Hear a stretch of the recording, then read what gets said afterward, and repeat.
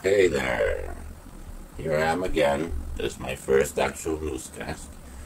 Weekends tend to be slow news days, so I'm gonna do a little more editorializing than usual. First item, Melissa Petro just quit her job. She is a former teacher from New York. Now, without making any bones about it, she had written extensively about her former experience as a stripper and informal call girl before becoming a teacher. She was being pressured lately by the New York Department of Education to resign, and she finally did.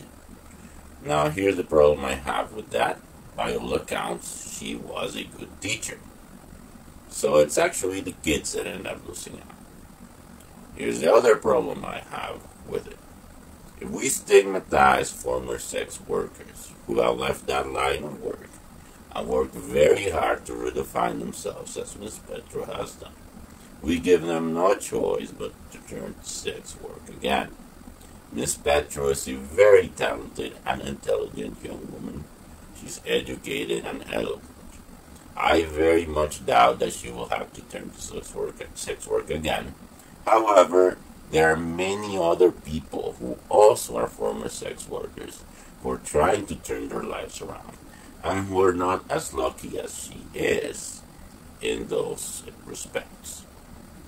Or people who maybe only dabbled in it for a little while because they needed the money and who, also are not so lucky to have those resources available to them.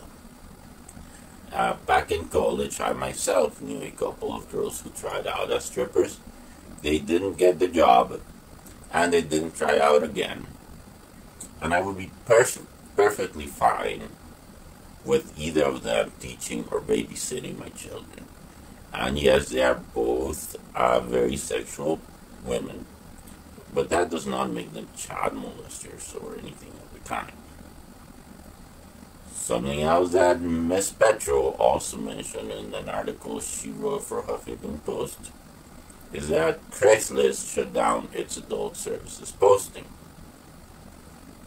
Now, that actually, it's been some time since that has happened. It's nothing new, but what is new is what has happened since then. And what has happened is that other websites now have the same kinds of postings. So it's kind of pointless that Craigslist did that. We have not made any progress because of that. And what it comes down to in the end is supply and demand and the law of unintended consequences. Instead of trying to calm down on the sex trade, we should legalize it, we should regulate it, we should just stigmatize it. And this is what will get the pimps and the victimization out of the sex trade. We all know well enough that prohibitions never work. Now, on the lighter side of things, Doug Lansky is a travel writer based in Stockholm. As he travels, he takes pictures of signs he finds, and they are pretty funny. His website is called signspotting.com. I'm not in any way affiliated with that website. It's just something that I stumbled upon yesterday, and I thought it was amusing. Okay, now here we go again with Lindsay Lohan and the affair of the necklace. Okay, so maybe she stole this necklace and maybe she didn't, but there are a lot of inconsistencies in what the shopkeeper is saying versus what is shown on the video, the surveillance video from the store. The shopkeeper says that Lindsay Lohan surreptitiously put this necklace in her purse and then walked out. But the video shows that she put it on and she walked out wearing it.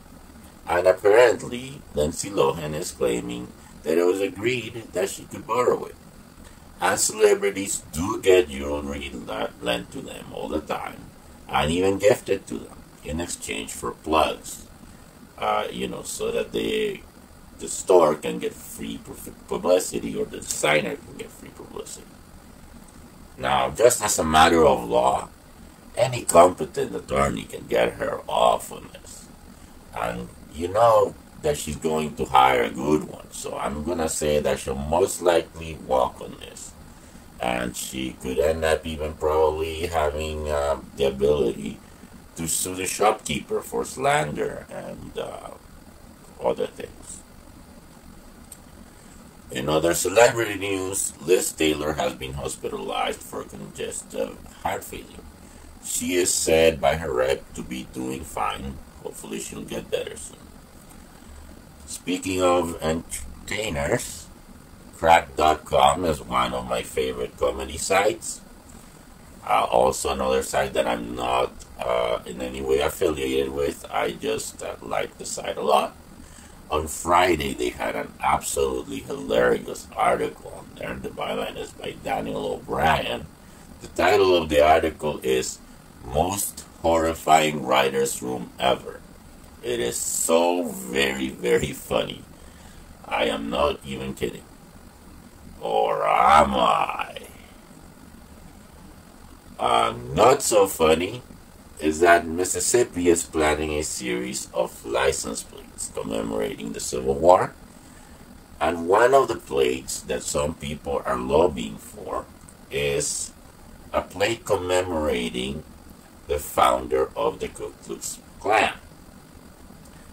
As one of my canine colleagues would say, I think that's a great idea.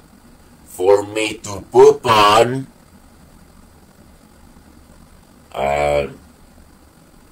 Now, at the CPAC, a Palin impersonator showed up just for giggles. But the even funnier thing is that reporters and a lot of the people there actually thought that she was the real one. One commenter on that fact that I saw on the internet, his screen name is Ron Indiana, he asks, what's the difference between a fake Palin and the real one? And his answer is, no difference. I don't know if that's true, but it sure is funny. Speaking of large gatherings of people, there was a Legionnaire's disease breakout at a fundraiser at the Playboy Mansion, apparently. Who'd have thought? I would expect VD more likely. Valentine's Day is coming up, both in Malaysia and Belgorod, however. Belgorod being a town in southwestern Russia, they are trying to ban it. Party poopers. Yeah, we should all consider love public enemy number one. Then all these people in these governments wonder why they get the post like Mubarak just did. Speaking of Mubarak, this guy would have done well to liquidate his assets and step down amicably while he had the chance. As it is, his assets have been frozen and he'll be lucky to keep the shirt on his back. In other Egypt news, the parliament has been dissolved and the constitution has been suspended, which of course was to be foreseen given the events of the last week.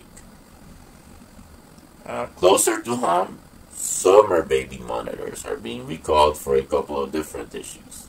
One is a strangulation hazard with the cords, and the other one is a burn hazard. The company can be contacted at 1-800-426-8627 for more information on the recalls. Tragically, in Covington Hill County, Texas, a fire destroyed, ironically enough, the fire station, which houses the volunteer fire department. Luckily, there wasn't anybody inside at the time, but unfortunately, the building itself, as well as the department's vehicles, are a total loss. In Wisconsin, Governor Walker is trying to buzz the unions of state employees. What an idiot. Does he not know anything about politics? Well, that's my take on the news for tonight. Thank you for watching and have a good one.